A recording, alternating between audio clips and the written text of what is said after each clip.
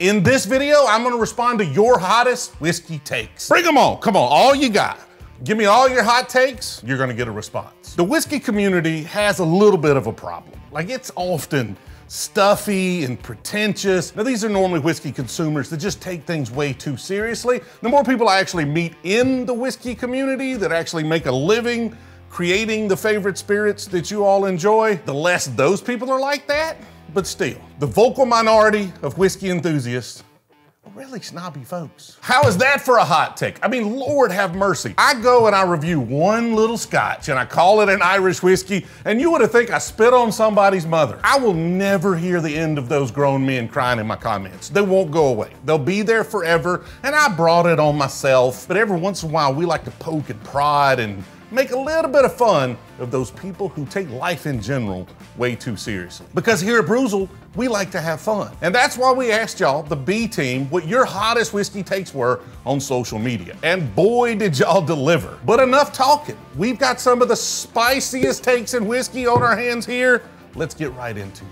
First up, these came from patrons. Scotch tastes like the gauze they pack your mouth with if you get a tooth pulled. Give me old granddad bottle and bond over that crap every single time. First of all, I agree. I obviously agree that Scotch is not good to me. I mean, I think it's really what you grew up on. It's like your mama's lasagna, right? My mama made the best lasagna, and my wife makes a lasagna very similar. So it was easy for me to transition into, like, whatever you grew up on, whatever that dish was that your mama made. You could go to Gordon Ramsay. You could have him make that dish. It's not going to be better than what you grew up on. So it's a little nostalgia. It's a little what your palate got accustomed to when you were starting to consume things like that. And so, like, I understand how people in Europe would think Scotch is the best thing in the world, or Irish whiskey is the best thing in the world, and how here in the States, a lot of folks think bourbon is the best thing in the world. To each his own. We do like to poke at them a little bit, have a little fun, but realistically,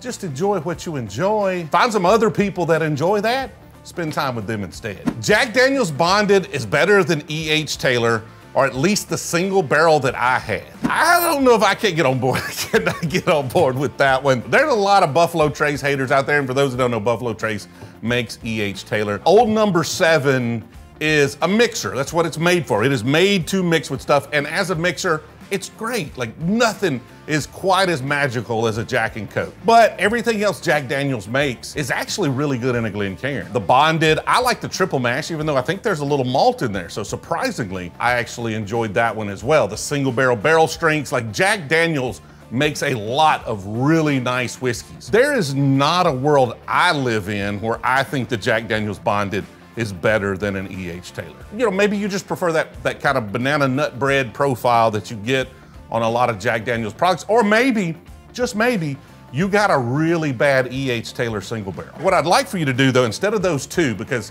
it's really easy for me to pick out those two, maybe mix in 4, a couple of decoy products in there as well, have you rank them, see which one comes up on top, because I would be willing to bet that most people would pick that E.H. Taylor, just that kind of quintessential sweet bourbon profile over the Jack Bonded. But y'all let me know in the comments if I'm wrong. Regular Buffalo Trace is better than Blanton's. I have a bottle that I can't even finish.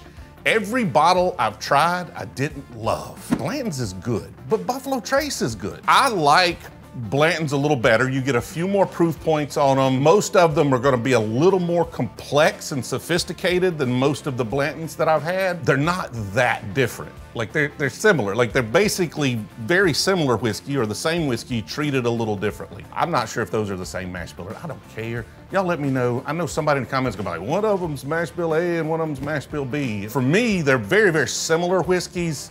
I just think with the Blanton's, they tend to have a little more complexity and sophistication. Distilleries don't want the secondary market to go away. Why would they? I mean, we are showing the true value of the whiskey that they provide. And you can see the prices of bottles starting to go up to accommodate for that, right? If y'all are gonna go pay $200 for a Weller Antique 107, why in the world wouldn't Buffalo Trace move the MSRP to at least $100, $150? They look bad if they jack it way up real quick, right? If you've got a $50 MSRP bottle and then they release it and all of a sudden this year it's $100 and $150, then they look bad. That's a PR nightmare. So most of them not gonna do that. What they're gonna do though, they package up the same special release they would have released last year for $100, and now it's a $200, a $300, a $400 MSRP, or it's still $100, but it's a 375 milliliter instead of the 750 milliliter. You're seeing shrinkflation, like a lot of all the Jack Daniel's special release stuff coming in at 700 milliliter versus 750. There's other reasons for the sizing as well. Like I understand, you know, European 700 milliliter is the normal, and so maybe you're just trying to standardize your packaging and stuff. And it also is just a marketing tactic for them to build hype. Like if everybody is out there, Maker's Mark Cellar Aged came out, everybody's out there beating down doors looking for it. 13th Colony's Double Oaked, like you're calling stores, you're looking for it. That is the Blanton's playbook to try to build hype. So the whole secondary market is just good marketing for all of these distilleries. Enjoy what you like and how you like it. I completely and totally agree, unless what you like is really bad and how you like it is really terrible way of doing it. Of course, I'm joking. I mean, that's one of the strangest things I found getting into whiskey. Honestly, one of the biggest surprises when we first started creating content on TikTok is just how much hate we would get for showcasing the way people around here have to do things. I'm gonna drink it neat. If you pour it over ice, fantastic. Now, I'm probably not gonna be pouring you my really high-end stuff if you're coming over here putting it over ice, but we'll go mid-tier, no problem. It's just kind of crazy how much self-worth people have tied up in how they do things like consume their whiskey or what whiskey they drink. Like, it's about the people. I like having folks over and enjoying a drink because I like the people. I like sharing that moment with them, maybe bottles that they couldn't have access to, or telling a story with the selection that we have here. Frey Ranch does not taste good. It tastes green and young. I've had some stuff from Frey Ranch that does taste, what's the word I'm looking for? Maybe a little earthy, a little herbal, a little grassy. When we first found them, we had a single barrel from Liquor Lineup, which I just scored a second bottle of that pick. That was one of the best bottles I got last year. One of the best bottles I've consumed this year. It's just out of this world. And so we've been buying quite a few store picks since then, and it is much more craft, right? It is much more, you know, grain forward, probably some of the notes that you're picking up there. But when you're a small distillery and you're just trying to make it work and you're just now really starting to roll out whiskey and you're trying to figure out distribution, there's only like so much you can do. Like, you really need to sell some whiskey. You know, it's going to be a little young. I think it's going to continue to get better. And if that one Liquor Lineup store pick is a sign of what they're capable of, when their whiskey is older and more mature and their processes are more refined, they're gonna be making some fantastic stuff. Doing a barrel pick with Brewzle will change the way you think about bourbon and Ben Holiday. Hopefully it'll change it for the better. He didn't say whether or not it would be better, but that Ben Holiday pick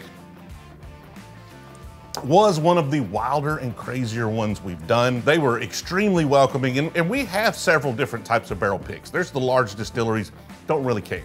They got a process. That's how the process goes.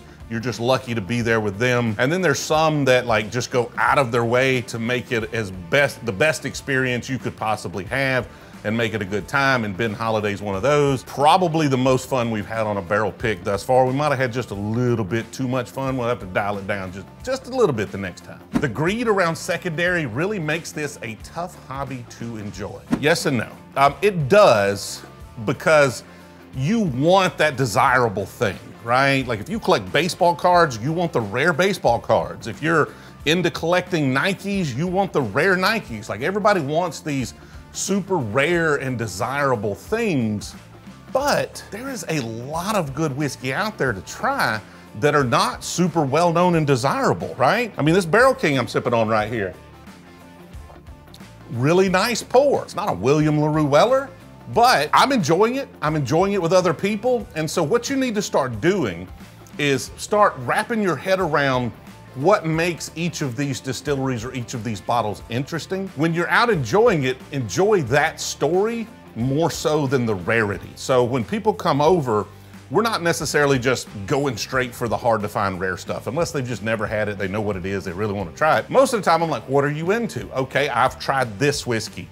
Great. So you like Tennessee whiskey, you like charcoal mellowed. So let's go down the, the Jack Daniels rabbit hole. Basil Hayden, okay, well you like that Jim Beam profile. Let's try a bunch of different Jim Beam products. The nuttiness and maybe we contrast that with something else. So don't get so caught up in the secondary. It does suck. Like it sucks for everybody, except for the folks that are making a living flipping those bottles. It really does suck for everybody. Eagle Rare is incredibly overrated. It has no depth and the flavor is very muted. It's a decent $15 bourbon, but no better. Ooh, man, I don't know if I could disagree much more with this one. It's a little muted. Like Eagle Rare is subtle. Even Eagle Rare 17 at 101 proof is the most subtle of all of the B tags. But I think it's in that subtlety that makes it interesting and sophisticated, because you can have a Weller and those sweetness, it's just in your face, especially 107 proof or any of the higher proof stuff. But with Eagle Rare, like the sweetness is just a little softer. There's a little more oakiness. There's a very interesting complexity. I do believe it would be 100 times better at 101, 107 proof. I would absolutely love a Buffalo Trace made Eagle Rare at that proof. And maybe it's not though. Maybe it's just one of those things that really works at a lower proof. I mean, I don't think it's overrated. And I'm glad that you don't like it, because that'll just be more on the shelves for me when I do need it. All right, this next set right here came from our Discord community. I'm sure there's a link in the description if you want to join that. It's absolutely free. Folks just hang out and we talk about whiskey. And we ask questions like these. Everclear is better than Coy Hill. Always turkey season here is out of his dang mind. The best place to buy bourbon merch is Brewzle.com. Appreciate the plug there. We do have Brewzle Glencairns right here, along with some nice leather patch hats. Should be out, I think. They're probably out by the time this comes out. We'll show a picture of them here just in case they're not out. They'll be out soon. Higher proof doesn't always mean a better whiskey. True. Absolutely true. I tend to skew more toward higher proof because I want that full bodied experience. I really value the creaminess of the mouthfeel, just the viscosity, how it coats your mouth, and I want just the full intensity of the flavors. But if I'm just sitting down and I'm having one pour of a whiskey or a couple of pours and I just want to enjoy it, I'm going to pick the Antique 107 every time. 7 proof points lower. It's just, I can pick up so much more complexity. The flavors are much more subtle and interesting, whereas that full proof just slaps you in the face at 114 proof. It's very rare that I think a 90 proof whiskey is going to be better than something that's 100 proof. It happens, but it's very rare. So there are ranges for me. Proof matters, but it's not the only thing that matters. Russell's Reserve 10 is better than Eagle Rare 10. Y'all are going right after the Buffalo Trace products, and here I am having to try to defend them because I don't agree with your takes, and I guess I'm upholding my title as the Tater King, but I would disagree. I don't know, what's the proof on the 10? 90 proof. So Russell's Reserve 10 is 90 proof. Eagle Rare is going to be 90 proof as well. I just like the sweetness of the Eagle Rare. I think the oakiness is a little softer on it. And that's what makes Buffalo Trace products so interesting to me, is they've got just a nice fruit-forward sweetness. This Russell's is really good, but it picks up, that Wild Turkey product picks up a little more bitterness on the oak, which makes it not as interesting to me. I could see how you would like that. That is a fair take, just one I disagree with. Bottled in bond does not mean corners were cut. You are right. Bottled in bond does not necessarily mean that corners weren't cut. It definitely does not mean that it's a good whiskey. It just means they went through a process. It's at least 4 years old. It sets some parameters. That means they at least had some things to uphold, some standards to uphold to put that whiskey out. And oftentimes I find, if nothing else, the proof is 100 proof versus people's regular release. I just often find that their bonded release is better than their normal release stuff. Not always the case. I just tend to gravitate toward it because I know I'm getting 100 proof. I know I'm getting 4 years old, but it is most definitely not a guarantee. Backup bottles are the reason we can't all have nice things. It's not true.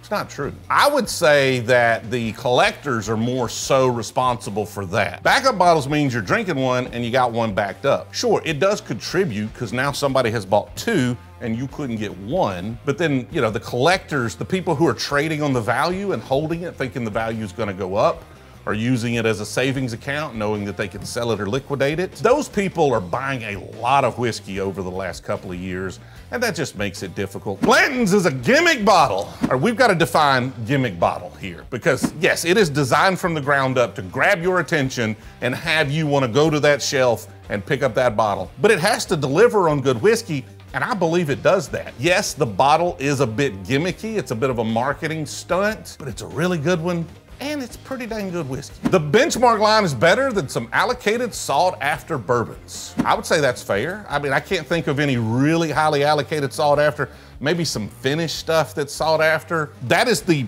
low end product from Sazerac Buffalo Trace, and it is as good as some of the higher end stuff from some other distilleries. Some of it. More than 80% of people into whiskey now won't be in 3 years. We are definitely 100% in a bubble. Like there's no doubt about that. We are in a bubble. It seems like it's as big as it's ever gonna get, at least, you know, anytime in the near future. I would say most will be kind of into whiskey. I don't know if there'll be as many collectors and things like that. You never can tell. The world, you know, like the pandemic, the world has a way of shifting our focus away from things. Maybe. I don't think it'll be most though. I think we definitely see a downtick in interest, but then we'll also 3, 4, 5 years from now, we'll start seeing more of the harder to find stuff be available. Store picks make me consider not buying most shelf products. You know, if you've just got a few dollars to spend, if you're just buying a couple of bottles every month, honestly, a lot of my money would go toward barrel picks. I understand this hot take. If you're not buying much,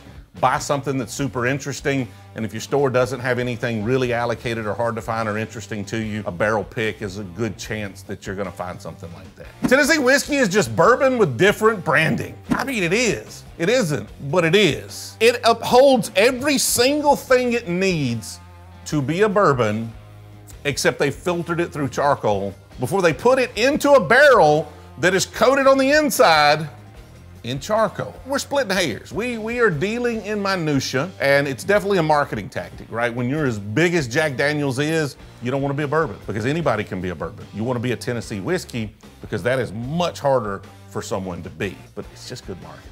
Aged rum is better than bourbon. We just did our first rum barrel pick, and it has come in, and it is really good. It was aged, and then it was aged for 2 years in Weller barrels. I love it, but I just do not love it better than a good bourbon. Elmer T. Lee is not worth more than $40. I agree with that. Like if you think Buffalo Trace is not worth more than $40, I just don't think I'll enjoy Elmer T. Lee much more than just a Buffalo Trace. Scotch tastes like a Burger King drive-through smells. Burger King always had like that artificial flame broiled taste to it, so that's the smell I'm picking up, and Scotch doesn't smell that good. Even though that wasn't the most wonderful smell, I'd at least eat that, whereas I don't want to drink the Scotch. So I disagree. I think Scotch smells much worse than a Burger King drive-through. Bourbon with malted grains is better than bourbon without malted grains. I mean, you're gonna want a little malted grains in your bourbon. I think my palate doesn't like malt in a pot still. I am trying to nail it down, because I go somewhere like Crittenden's and he does high malt bourbons. Doesn't bother me at all. Don't even pick it, like, just tastes good. I would disagree with you. I mean, like a little bit of malt, but if you're talking about like a really high malt bourbon, not usually my thing. Bourbon collecting is the same as Pokemon cards, but for older people. Pretty much. It's just collecting. That's all it is. You want the rare stuff, you want the hard to find stuff, you want to look at it, you want to enjoy it, and then maybe someday you can sell it for more money than you paid for it. Fireball is actually good. It depends on what you're into. For a mixer, like if you're just trying to have a good evening and you want something cinnamon, it's not bad, man. I've had a lot of good mixed drinks with Fireball. It's good for that. If you just want to, you know, have something light and sweet and cinnamon flavored, or you're just trying to keep a buzz going, or you're just not into drinking whiskey because you don't like the proof or whatever. People just like to hate on it because they feel like it's beneath them. Look at how sophisticated I am. I drink bourbon straight right out of the bottle. Wild Turkey products are overhyped, including Russell's Reserve 13 and most Russell's Reserve store pick besides 101 and Rare Breed. I don't think they're overhyped. I mean, maybe they are where you're at. People do like the store picks. I see them a lot. They don't just fly off the shelves like some Buffalo Trace products. Hot take, most current $60 to $80 bottles of bourbon belong in plastic bottles and under $20. Probably not quite that far, but yes. So a lot of small distilleries or people that are just sourcing and trying to put out whiskey and get started are putting out stuff that just doesn't deserve that $60 to $80 price point. Completely and totally agree. It should be bottom shelf, should be mixer stuff. But realistically, if you're a small distiller and you're buying barrels, you're not making your own whiskey, you don't have a still at your facility, like even if you're contract distilling, it is really, really hard to make a living and sell $20 whiskey. Oh, why most Buffalo Trace products are too sweet? Absolutely not. Anyone mention pretty much everything from Maker's Mark being pretty basic? Maker's Mark is not the most exciting brand. They don't do the most exciting releases. The Cellar Aged just came out, and even I thought that was a little too basic. I thought it was good. The best Maker's Mark I'd ever had. And then the finish just dropped off. Like, it's just like, it has so much like deep, dark fruit notes, and then it just dies. Maker's Mark's one of those that's just kind of, they do it like they do it, they age it till it tastes like they want it to taste, and then they put it out. And if your Blanton's doesn't have a topper, it's low quality Blanton's. For those that don't know, the toppers are just random. There's not a better topper than the other. There's not supposedly one topper that's made more than any other toppers. The Russell family are the best generational distillers of all time. I can't disagree. Like, I'm not a historian. I don't know that much about all of the people that make all of the whiskeys. There really aren't any bottles out there worth paying over $150 for. There are some, like I'd pay over $150 for a Pappy 15 or a BTAC, but most of them definitely not worth more than 150 bucks. Pot still is a clever way of rebranding hillbilly engine degreaser as drinkable. I don't know if you're talking about Willet pot still or you're talking about anything that is pot still. Not a big fan of Willet pot still. And I think it's part of the bottle is like an A design. Like that is like as good as the Blanton's bottle. The whiskey just doesn't quite live up to that hype for me. Like I think they should have, just the purple tops, obviously the purple tops are working for them. Put that in a pot still bottle. You know, give me a pot still 10-year purple top. Lowball whiskey glasses are better than Glencairn's, more room for ice and Coca-Cola. If you're drinking it with Coke, it is 100% better, but that's not usually how I drink my whiskey unless it's not a good whiskey. Johnny Walker Blue is the best Scotch. I wouldn't know. I don't think so. Out of the Scotches I've had, it is not the best. All right, this next batch from Facebook. People need to stop hoarding bottles so other people can get some. What is the responsibility of someone to not hoard? You have to do it in mass. Like everybody has to stop hoarding, or it doesn't make sense for anyone to stop hoarding. Because if I walk in and there are 3 bottles of something I want, and I'm gonna drink them, I'm not collecting them. The budget's okay, and they wanna sell them to me, I'm gonna buy all 3 bottles. Like I'm just gonna do it. So I got 1, I got 2 backed up, and honestly, 3 bottles of anything right now is like a really long supply, because we don't finish a lot of bottles because we're always buying and trying something new. But if I left them, am I just leaving them for somebody that's just gonna buy them and put them on Facebook tomorrow and try to sell them for a profit? And I would rather have them here so they'll get drank eventually, or I might trade them to a friend because I got 2 backups. That happens a lot. If I got 2 backups, lots of times a friend comes over, really wants a bottle, we'll make a little deal. You just gotta do it in mass, and there's no way to organize that. 80 to 90 proof just doesn't hit right anymore. I'm 100% with you. Like it's gotta be really good. Like we talked about the Eagle Rare. I do enjoy an Eagle Rare at 90 proof, but oh my God, how much better would it be if it was 100 proof plus? The more time put in to a pick sticker, the worse the bottle is going to be. It's just marketing, right? Like you can't hate on people for trying to market. 80% of whiskey and bourbon drinkers can't even tell the difference between Blanton's and Jack Daniels. I would say yes, that's fair. I would say 80% of them can tell the difference, but 80% of them couldn't try the 2 blind needing a Glen and tell you which one's which. And that's because 80% of folks are not really into whiskey. 80% of them are like, whiskey's good. I drink whiskey every once in a while. Like that's what's great about this audience here, is that we don't necessarily cater to the folks that are just super into bourbon. If you're just casually in, you're welcome. Let's hang out, let's have a good time. Oak staves is cheating. I mean, I don't know if it's cheating, but it is a good way to ruin a good whiskey, or a good way to make a bad whiskey worse. Most of the allocated bottles are overrated. If Blanton's was in a different bottle, people would walk past it on the shelf and never break stride. And there are just way better bourbons that are readily available sitting on shelves every day. Old Forester 1920, rare breed, Maker's Mark cask strength. I don't like the Maker's Mark cask strength better than a Blanton's. Rare breed, maybe, some days. Some days, depends on what I'm looking for. Old Forester 1920 is a great bottle. I mean, if it was in just a normal plain bottle, sure, yes, absolutely, it would not have near the hype that it has. If they put it in the in the Buffalo Trace bottle instead, it'd still be fairly hard to find, but it wouldn't be as hyped as it is because that bottle's just good marketing. I miss when Weller was so overlooked that it was in stock in 1.5 liter bottles. Nostalgia's strong. It's just, we're never going back to that, man. Maybe, we might at some point, depending on how much they put out, but it's gonna be a while.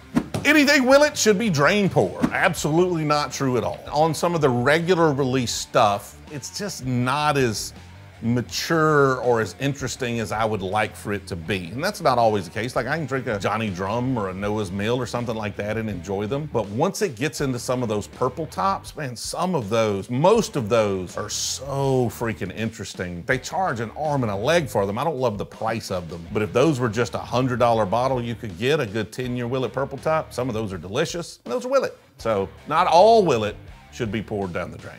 There are some great whiskeys, bourbons, but don't give me that 10-point flavor profile. Like a caramel, toffee, banana bread, cinnamon, oak, rye, spice, pepper, cherry, almond, peel.